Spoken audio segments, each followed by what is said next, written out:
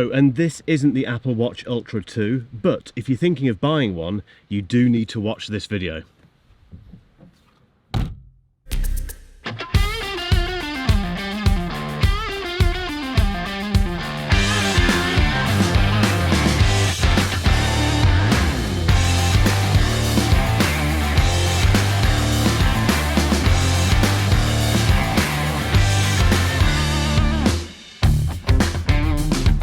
It's going to be a very wet hike today. Anyway, last week I mentioned that I'm not going to review the Apple Watch Ultra 2. That doesn't make it a bad device, that isn't what I was saying. Basically, I can't find a reason or a justification to spend my review unit budget on the Apple Watch Ultra 2. There's just not enough meaningful updates. But it is still a great watch, as I say, and now that it's here, there's one very big question that I think a lot of people are asking. And that is, should you buy the Apple Watch Ultra 2 or should you save some money and buy the Apple Watch Ultra 1? In this video, I'm going to answer that once I've plucked up the courage to go for this 2-day hike. Wish me luck.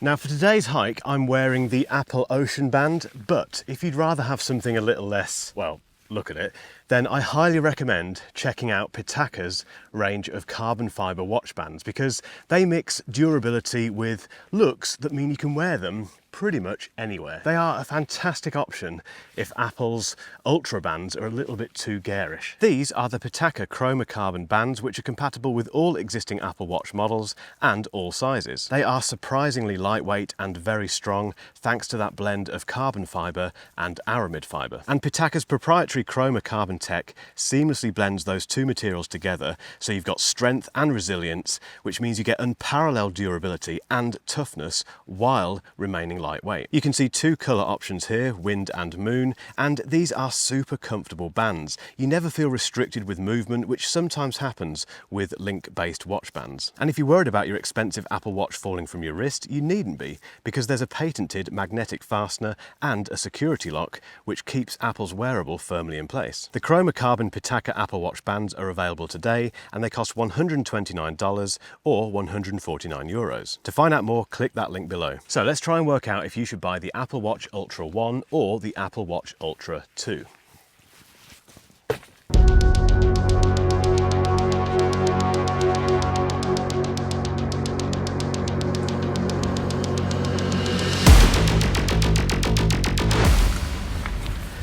Welcome to Thor's Cave. If we start with price, if you live in the UK, there's some very good news because the Apple Watch Ultra 2 is actually cheaper than the Apple Watch Ultra 1 was at launch. We save 50 quid this year, and okay, in the US it's still $799, it always was, but this is a rare moment of generosity from Apple for us UK folk, so, well, let's enjoy it. But there's even better news because now the Apple Watch Ultra 2 is here, prices for the Apple Watch Ultra 1 are tumbling fast. Now at the time of filming, I couldn't find any Apple Watch Ultra 1s on the official Apple refurb store, but you can have it for about £669-ish on Amazon and John Lewis. And I do think, due to the marginal differences between these two watches, the Apple Watch Ultra 1 is fast becoming an absolute bargain. So if price is your main thing and you want the absolute best of the best, the good news, if you're in the UK, is that you will save £50 this year technically on the Apple Watch Ultra 2, but if you're not bothered about those new features, which aren't that exciting, then save yourself some money now. Stop watching this video, give me a thumbs up and a subscribe please, but stop watching and go and buy yourself an Apple Watch Ultra 1.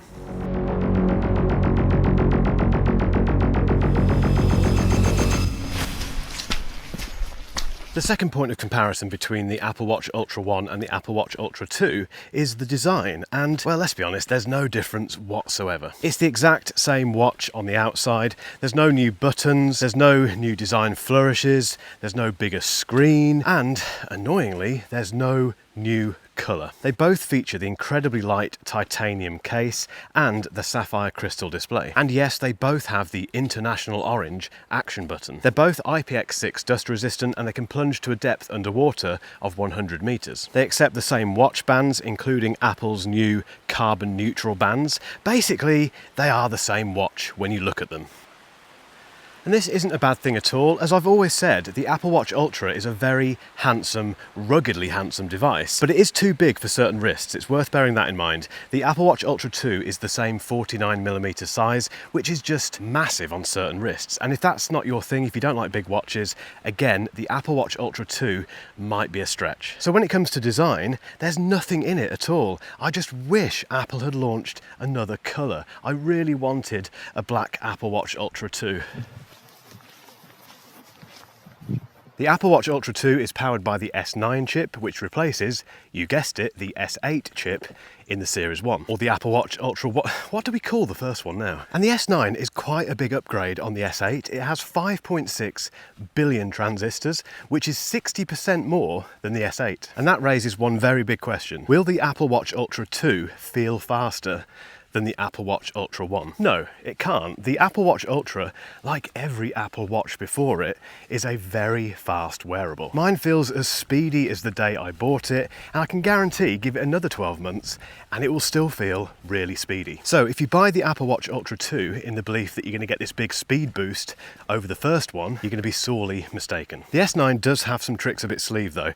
The first one is on-device Siri processing, and that means it doesn't have to go to the internet to answer your queries, probably slowly or inaccurately. Now this doesn't work for all Siri requests, obviously. It does need to go to the cloud to get certain information, but if you're lost in the wilderness and you just need to know where your last waypoint was, you don't need to rely on the internet. And hopefully that means that Siri requests on the whole will just be a bit quicker.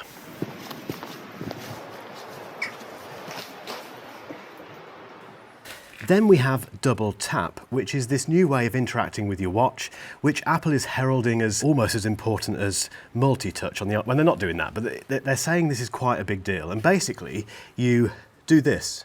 And if you're in the music app, it pauses your music. If your alarm's going off, you just go and it stops. The problem with this is that it's been around for ages, and that's in the form of an accessibility feature. What they've done with the S9 chip is just make double tap more reliable. So the question is, are any of those features worth spending more on to get the Apple Watch Ultra 2? In my book, no. But if any of them catch your eye, at least you've got the option now.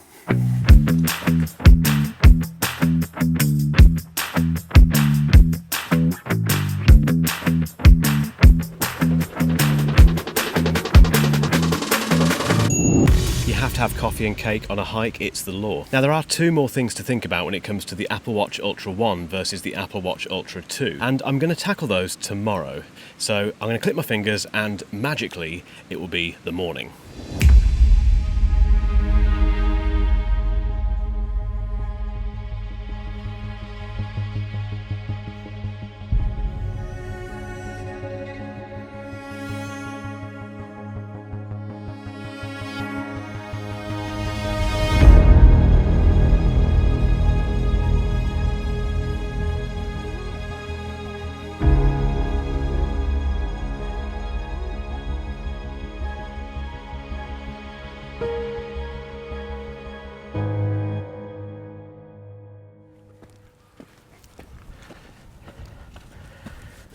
Good morning. Next up we have the display, and the differences between the Apple Watch Ultra 1 and the Apple Watch Ultra 2, they're quite big. You see, the Apple Watch Ultra 1 has 2000 nits of peak brightness, which is really bright and very useful on days like this. It just means you can see whatever's on the display without any trouble whatsoever, and no matter how bright the sun is. However, the Apple Watch Ultra 2 has a peak brightness of 3000 nits. And it's actually the brightest display Apple has ever placed into a device. It's incredibly impressive, but will you notice the difference between 2000 nits and 3000 nits? Perhaps you would in extreme conditions, but I don't think I'd notice it today. It's very, very bright in the Peak District at the moment. I wouldn't look at this and think it's not bright enough. The Apple Watch Ultra 2 also goes down to 1 nit of brightness for extremely dark conditions. I couldn't find a reference to how low the Apple Watch Ultra 1 goes, photos, but we can assume it's quite a big improvement. It's also important to note that the display size is the same on both watches. It's 49mm. There's only one version of the Apple Watch Ultra 2. You can't get a smaller one or a bigger one if you'd want it. So basically, it's the same display, just a bit brighter and a bit darker.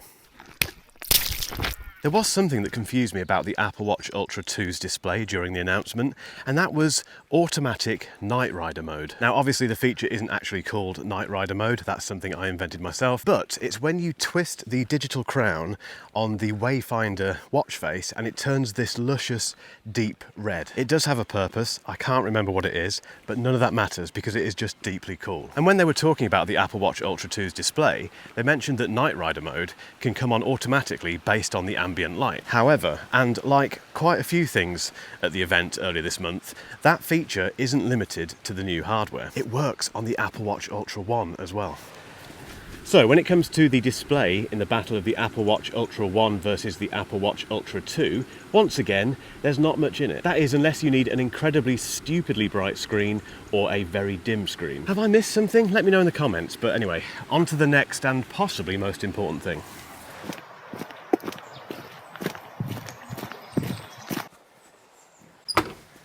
Battery life. The biggest problem I've always had with the Apple Watch Ultra 1 is the battery life. It's just not as good as Apple's adverts suggest it should be. If you're an ultra runner or someone who goes hiking for days and days and days, you need a Garmin. You'd think with that new S9 chip that we'd get some measurable upgrades in battery performance, but we don't. In fact, we do get one improvement, which I missed during my reaction video, apologies. So we get an additional 12 hours in low power mode, so it goes from 60 to 72 hours. The problem is that the standard 36 hours of battery life remains. For me, that's still not good enough. The low power mode, even though it's handy in a pinch, that's exactly what it's for. I have no idea what sensors it turns off, what it stops measuring. It's a last-ditch effort to get home. And beyond my slightly silly request for a new colour, improved battery life would have made me buy the Apple Watch Ultra 2 and review it. So all of this leaves one question unanswered. Is it worth buying the Apple Watch Ultra 2 over the Apple Watch Ultra 1 with all of those things considered? This was never going to be a big year for the Apple Watch Ultra. The first one, this one, is barely a year old. Apple has, therefore, been very cautious, understandably, with the updates it's made both internally and definitely externally. I'm disappointed we didn't get a black version, and I would have loved a few more hours on the standard battery life. That's just me. I'm an irritating Apple reviewer. However, if you're thinking about buying an Apple Watch Ultra at the moment, it's fantastic news because finally you have choice. If you want the absolute best chip, 3000 nits of brightness, then you can buy the Apple Watch Ultra 2. For everyone else, there's the Apple Watch Ultra 1. If you've enjoyed this video, please give it a thumbs up. It makes a massive difference to this channel, and a cheeky subscribe wouldn't go amiss either. And if you want to find out a bit more about why I'm not reviewing the Apple Watch Ultra 2 this year, keep watching for a link to that video.